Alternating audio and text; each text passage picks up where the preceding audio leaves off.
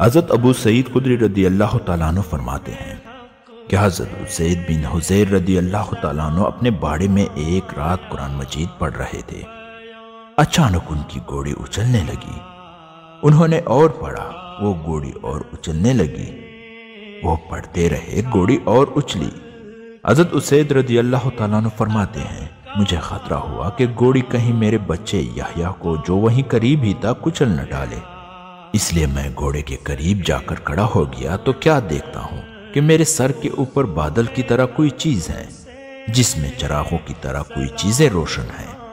پھر وہ بادل کی طرح کی چیز فضا میں اٹھتی چلی گئی یہاں تک کہ میری نظروں سے اوجھل ہو گئی۔ میں صبح رسول اللہ صلی اللہ علیہ وآلہ وسلم کی خدمت میں حاضر ہوا اور عرض کیا اللہ کے رسول، میں گزشتہ رات اپنے باڑے میں قرآن شریف پڑھ رہا تھا، اچانک میری گھوڑی اچھلنے لگی۔ رسول اللہ صلی اللہ علیہ وآلہ وسلم نے ارشاد فرمایا ابن حضیر پڑھتے رہتے۔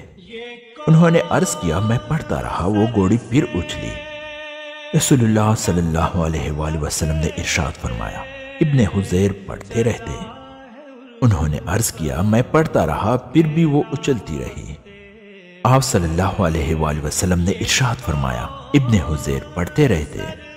انہوں نے عرض کیا پھر میں اٹھ کر چل دیا کیونکہ میرا لڑکا یحییٰ گھوڑے کے قریب ہی تھا۔ مجھے یہ خطرہ ہوا کہ گھوڑی کہیں یحییٰ کو کچل نہ ڈالے، تو کیا دیکھ کہ بادل کی طرح کوئی چیز روشن ہے۔ پھر وہ چیز فضا میں اٹھتی چلی گئی یہاں تک کہ میرے نظروں سے اوجھل ہو گئی۔